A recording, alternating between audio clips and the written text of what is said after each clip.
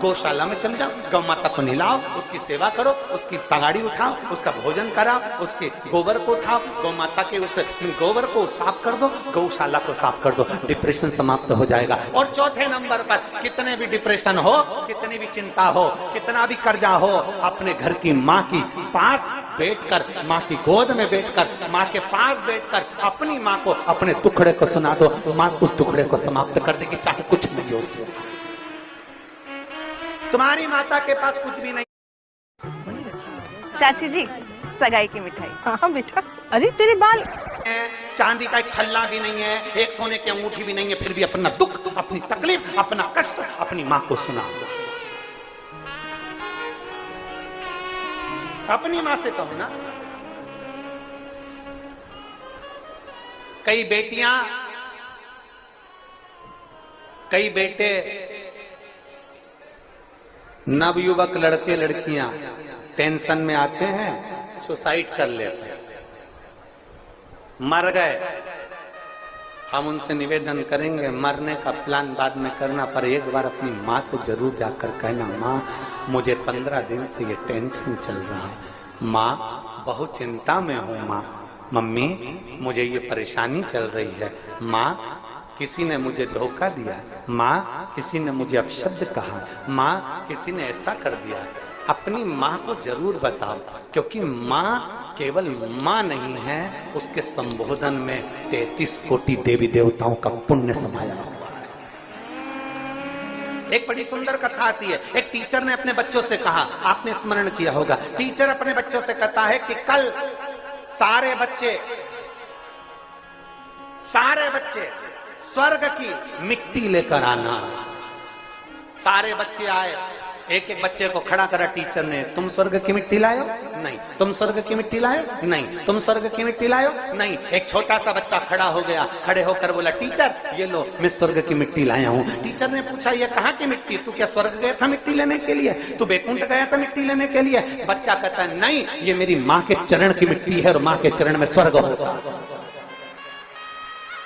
ये मेरी माँ के चरण की मिट्टी है, उसमें स्वर्ग होता है, इसलिए मैं इस मिट्टी को लेकर आया हूँ, इस भूमि की इस परम मिट्टी को लेकर आया हूँ। स्वामी विवेकानंद जब विदेश जाते थे, तब भारत माँ की मिट्टी को अपने हाथ में लेकर जाते थे। मेरे राम जी अवध से 14 वर्ष के लिए वनवास गए, तो अवध की मिट्टी को साथ लेकर गए। मेरे कृष्ण कन्हैया जब ब्रज की रज को छोड़ द्वारका जाते हैं, तो ब्रज की मिट्टी को अपने साथ लेकर जाते हैं। ये भारत माता की मिट्टी है, ये कोई साधारण नहीं है। यहाँ स्वामी विवेकानंद, रामकृष्ण परमहंस, चैतन्य महाप्रभु, जगत गुरु शंकराचार्य, एकनाथ जैसे संत, नामदेव, तुकाराम जैसे संत इस भूमि पर जन्म लेते हैं। ये वो साधारण भूमि नहीं जिस भूमि पर 12 ज्योतिर्लिंग और 4 धाम विराजमान है। ये वो भारत की भूमि है। ये भूमि चंदन से कम नहीं है, जिसको हम माता कहते हैं, मातृभूमि कहते हैं।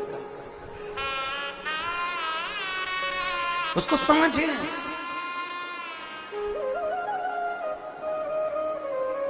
उसको पहचाने,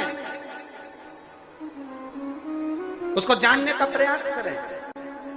अब लोग कहते हैं, गुरुजी आप अपनी कथा में ये प्रकृति की बात लेकर आते हो, आप अपनी कथा में गौ माता की बात लेकर आते हो, आप अपनी कथा में पृथ्वी की बात लेकर आते हो, माताओं की बात लेकर आते हो, क्योंकि मेरी पूरी शिव महापुराण में प्रकृति की चर्चा है, मेरी पूरी शिव महापुराण में बेलपत्र के वृक्ष की चर्चा है, मेरी पूरी शिव महापुराण में नंदी और गौ माता की चर्चा है। भगवान शंकर एक अवतार गौ माता के उदर से भी लेते हैं, नंदीश्वर बनकर पैदा होते हैं।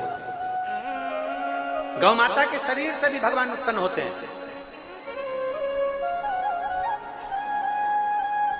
आप कहते हो आप माता का आदर कर, ये कहां लिखा है? हम कहते हैं भगवान गणेश जी महाराज को देख लीजिए, अपने माता पिता की परिक्रमा करिए, प्रथम गिनती में आ गया। जितने भी चरित्र सुनाए जाएंगे शिव महापुराण में, एक एक चरित्र हमारी इस शिव पुराण का है, उसमें अध्ययन करो। आप अंदर उतरो तो सही। हमने अभी कहा समुद्र के किनारे पर घूमने से कुछ नहीं मिलेगा, समुद्र की लहरों में नहाने से कुछ नहीं मिलेगा, समुद्र की गहराई में जाना पड़ेगा तो मोती निकलेगा। उसी तरह शिव महापुराण के अंदर प्रवेश करोगे तो बहुत मोती छुपे हुए, उसको निकालना है, उसको निकालना है।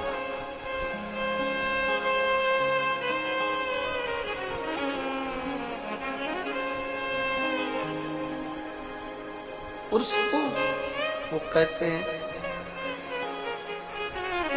धन का विस्तर मिल जाए पर नींद को तरसे,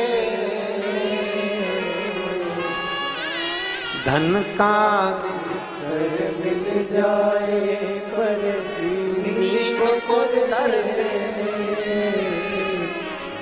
और कांटों पर भी सोकर आए किसी के मन को चैन। अरे कोई कारण होगा, अरे कोई कारण होगा।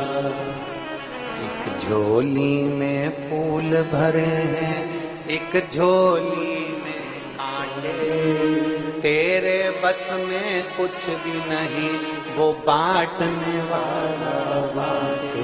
अरे कोई होगा, तुम भी बोलो, अरे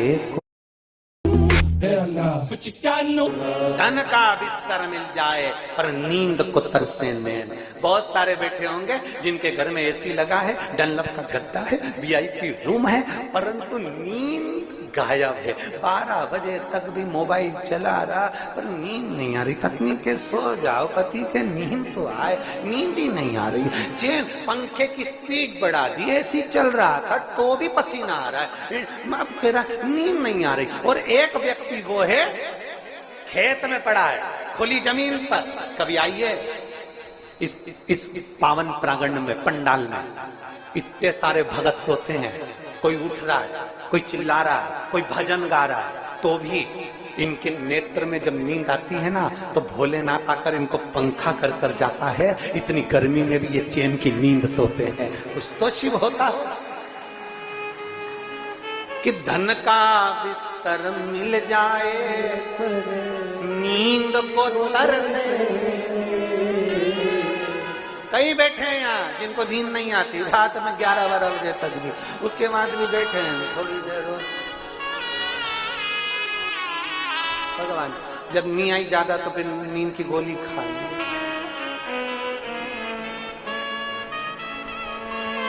कोई कांटों पर भी सो रहा है तो उसको नींद आ रही है, अड़भंगा होकर सो रहा है, बड़े आनंद के साथ सो रहा है, पलंग पर पड़ा है, ठेले पर पड़ा है, दुकानों में पड़ा हुआ है, जमीन पर पड़ा है, कुछ नहीं बिछाने के लिए, दरी पड़ी और सो रहा है। यहाँ इतनी माताएं, रात्रि को भाई लोग रहते हैं, माताएं रहती है, बच्चे रहते हैं। मैं पूछूं इनसे, आप में से कितने लोग डनलप के गद्दे पर सो रहे हैं? यहाँ पर कोई गद्दा है आपके पास में? अरे बोलो तो जम के। कोई बिछाने के लिए गादी लाए हो? नहीं। काय पे सोते हो? नीचे जमीन है, दरी बिछी है, सो रहे हैं अड़भंग होकर आनंद के साथ। क्या किसको रोइए, क्या दर्ताने किसको?